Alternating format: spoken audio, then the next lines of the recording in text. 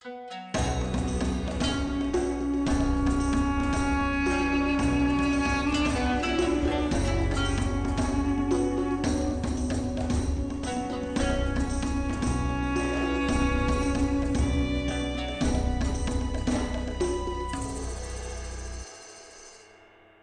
gamers, this is Liz Davidson from Beyond Solitaire, and this week I'm going to be reviewing Hoplomachus Remastered. Finally made it. Let's see how it is. Alright, so here is Hoplomachus Remastered, all set up for one of the solo modes, and I'm going to show you two of them. So there's Onslaught Mode, where you can fight either solo or two-player co-op, which I've not done, against a pile of immortals, which we have over here. And then there's also Ascension Mode, where you can go against a Titan. So I'm going to give you a brief overview of those two modes, and also there's several more in Hoplomachus Remastered. So the ones that I have played are the two solo modes, and I've also just played this with other humans in a 2v2 like team game. And that was actually really fun. But first, a quick tour.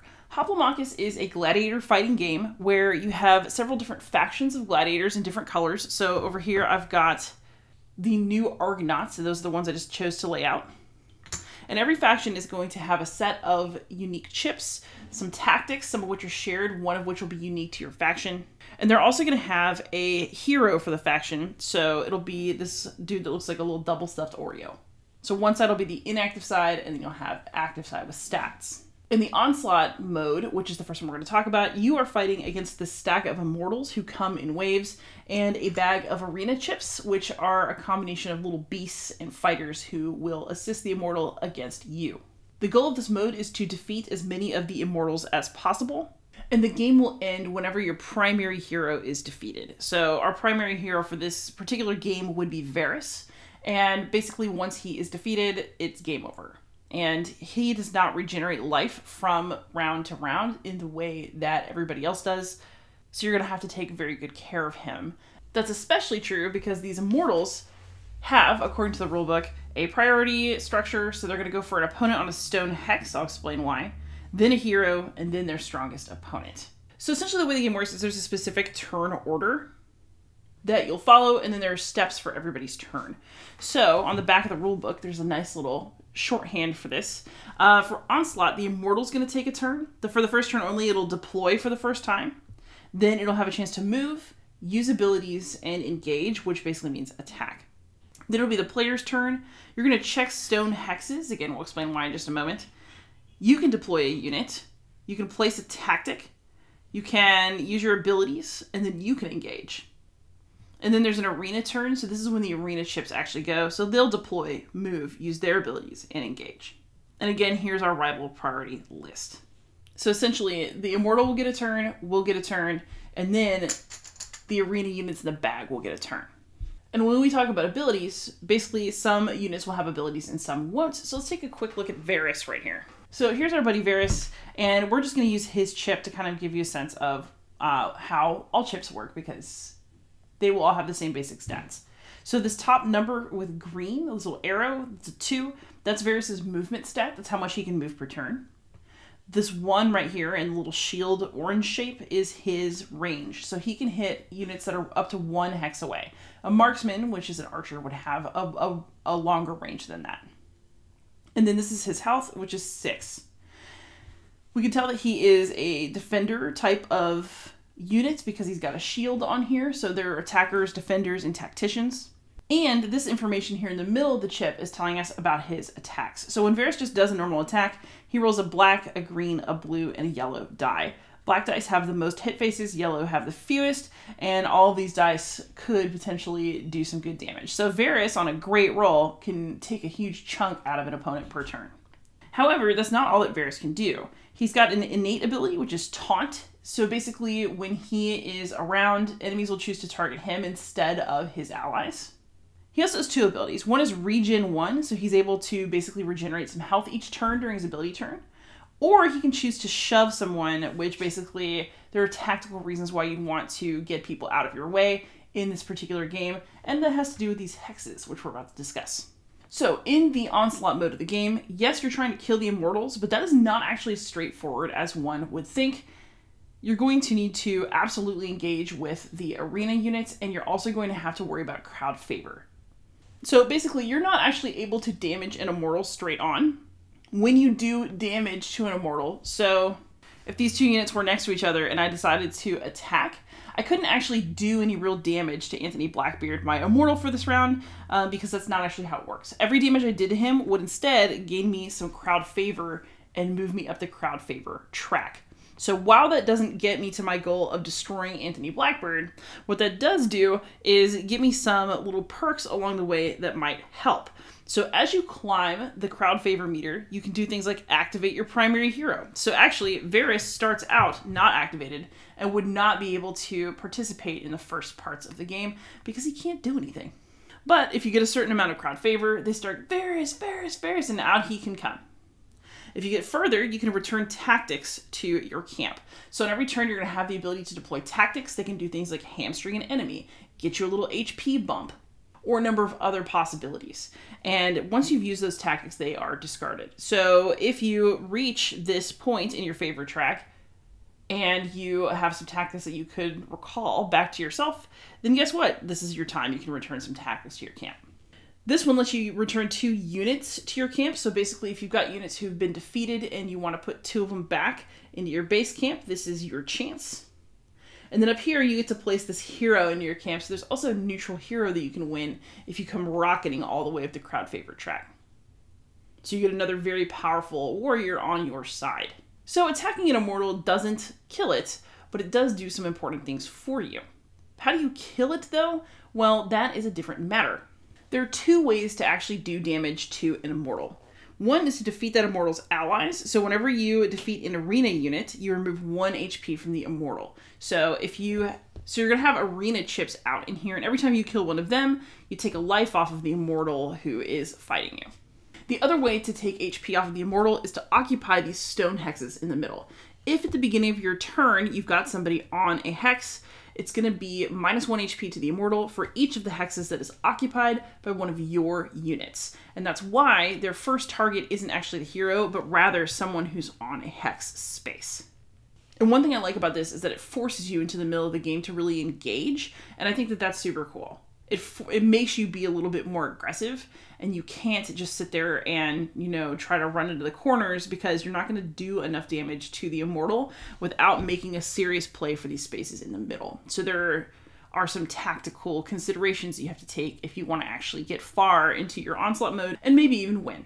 So I'm absolutely going to do some playthrough videos of this. I'm not going to get any further into the rules now, but essentially the Onslaught mode is you attacking some immortals, trying to get some crowd favor, and just doing the best you can with the chips that you have. There is another mode that uses the other side of this mat, and I'm going to show you that one in a moment. All right, so now for the very quickest of overviews of the Ascension mode, and this is where we're going to fight a Titan. So we were on the Pozzololi Arena side, and now we're on the Colosseum, and as you can see, it looks a bit different. There's still crowd favor, but it's centered around these little tracks in each corner. There are some shards that will do different things depending on what Titan we are going to go up against. And once again, we've got our guys with our inactive hero over on our side. And then over here, we have a Titan chip, and we may or may not need arena chips depending on the Titan. So this is Cersei. And Cersei is a tough one to beat.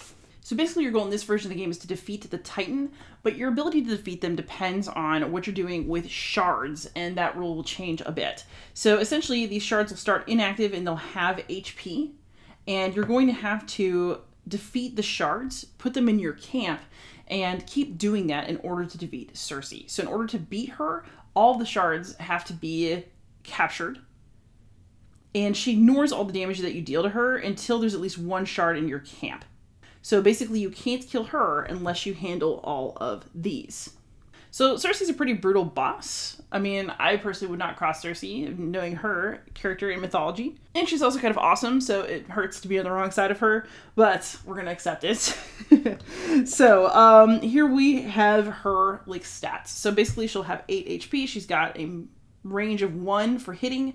She's got all these different dice that she rolls, plus these attack dice. So basically these dice that you're rolling for Cersei kind of direct the way that her turn will go. Whereas we had immortals that deployed, moved, used their abilities, and engaged. And they do have dice.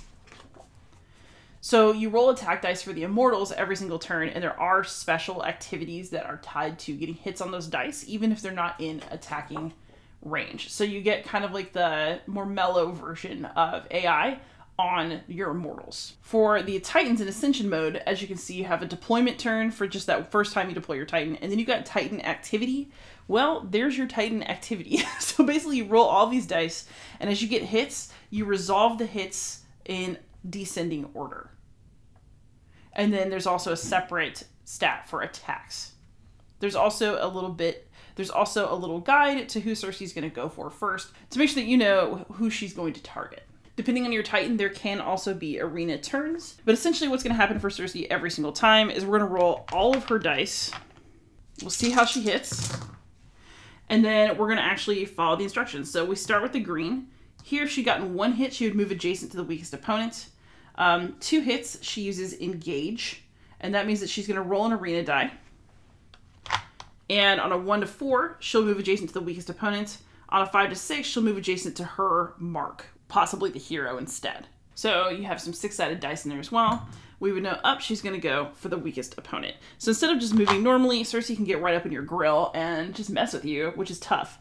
If you then look here, we did get a hit on black and blue. So if only black had hit, she would gain an HP and she'd deal damage to the closest opponent. And that's just determined by counting hexes.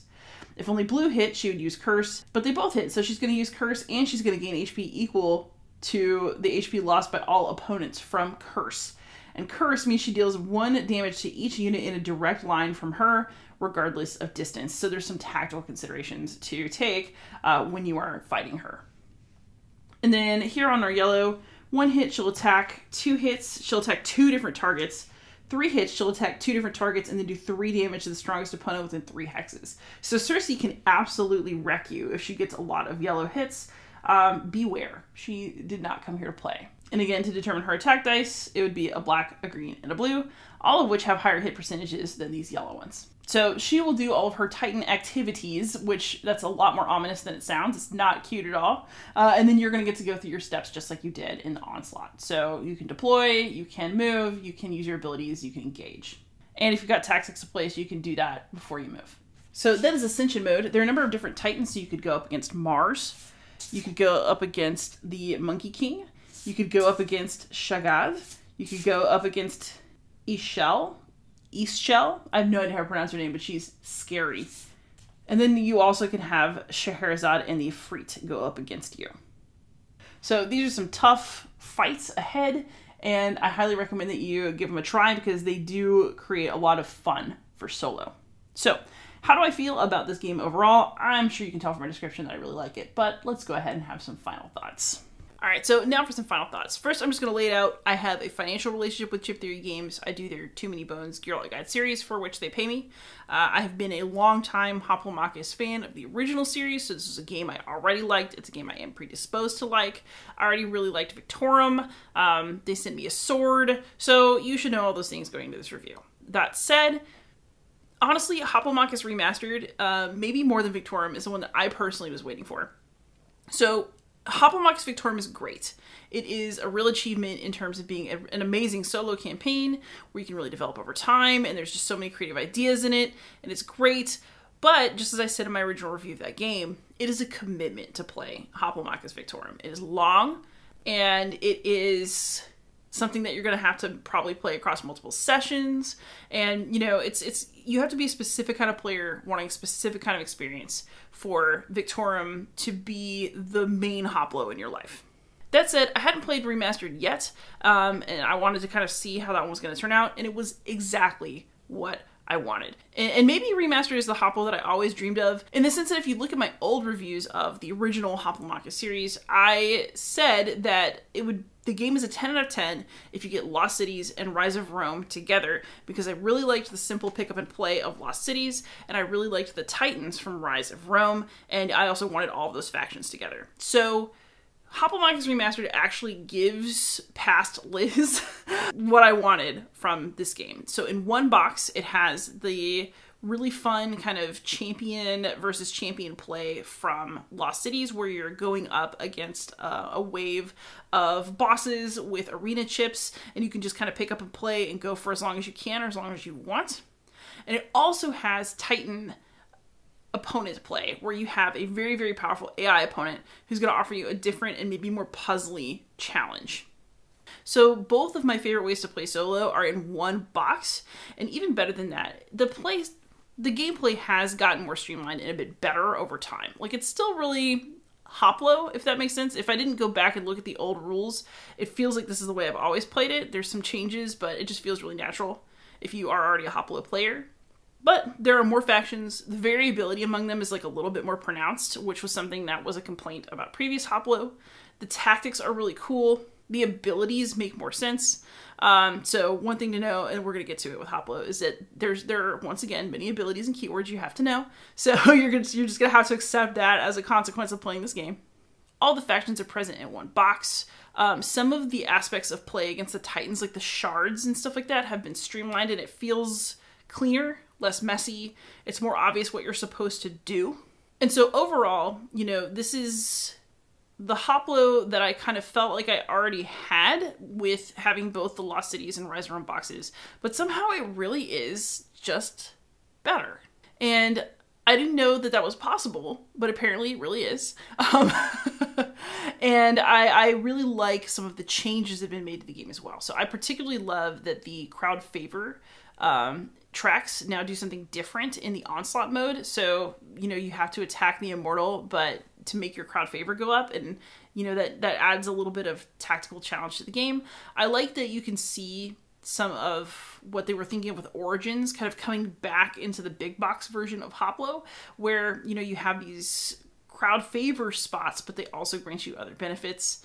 I like the updated mats, and I like the updated AI. So the other thing that's really cool is that, so the Immortals themselves are more complicated than the previous solo from Lost Cities was, but in a way that I think makes a lot of sense. So I really like that you roll the attack dice for them, and they also have some special effects from hits on those dice.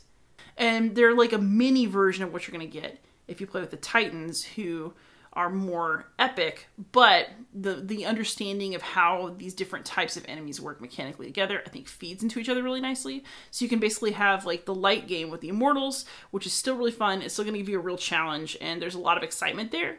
Or you can really upgrade it and have an epic battle. So truly, this is the Hoplomachus game that I wanted. So I gave high marks to Victorum. I still think that as a gaming achievement, Victorum is the better game, but Remastered is the one that I'm going to actually play more, most likely, because it has what a lot of chip theory games don't have, and I complain about every time. It's why I complain about Cloudspire, even. I think that game is brilliant. Is that this is a game that you can just pick up and play. Like, I can just pull Hoplomachus out now and play it in the evening and just be done, as opposed to have to do a save point and have to track a whole campaign. So, you know, once again, I'm glad that I have both of these. I know that it costs a pretty penny to have both, so you're going to have to make some decisions in terms of which one's for you.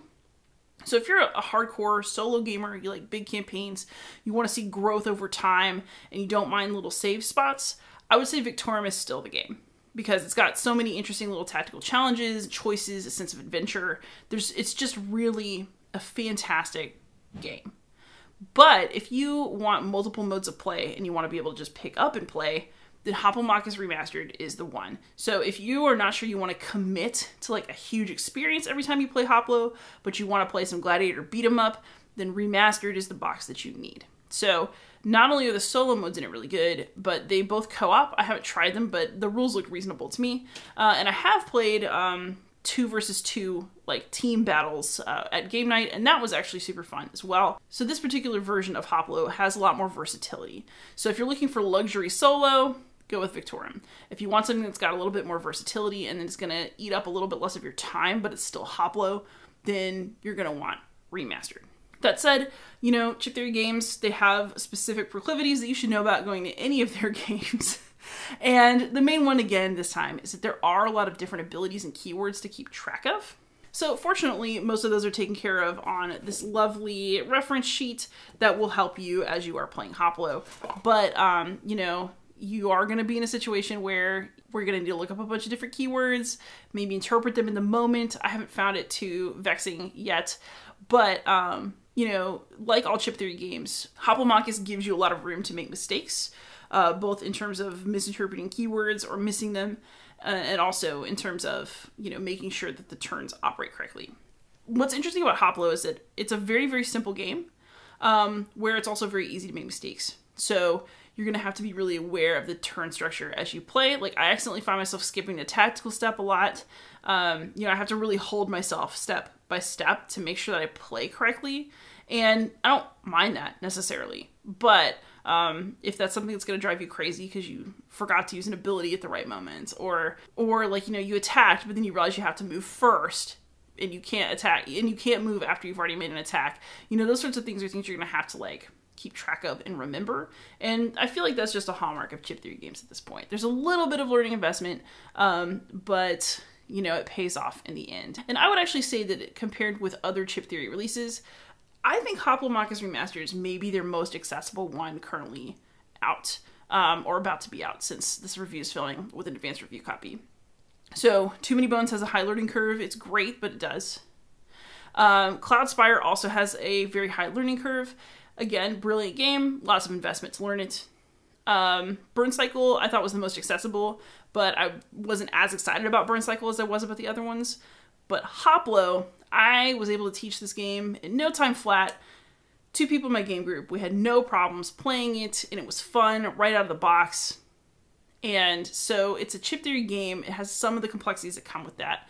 But I think that Hoplo Remastered is probably the most accessible chip theory game that you can currently get. And I'm also really happy to be able to say that because, you know, I've been loving on Too Many Bones recently, but I think I'm ready to go back to my true love, Hoplomachus. So, do I think that Remastered is a great game?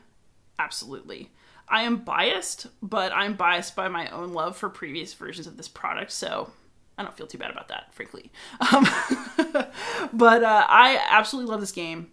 I think that if you're looking for a more accessible and casual experience of Hoplomachus, that this is the better one to get between it and Victorum. Victorum is still a great game with a lot of great ideas, and it's still a massive achievement, but for just baseline, I want to play gladiators and I want to beat things up, you really can't beat Hoplomachus Remastered. So I would say that when Chip Theory wanted to re-release the game in a more accessible way, a more streamlined way, a better way, they absolutely succeeded. And as a result, one of my all-time favorite games is back in action, back on the table, and I really couldn't be happier about it. So thank you so much for watching. Please like, subscribe, comment, support me on Patreon, and most of all, happy gaming.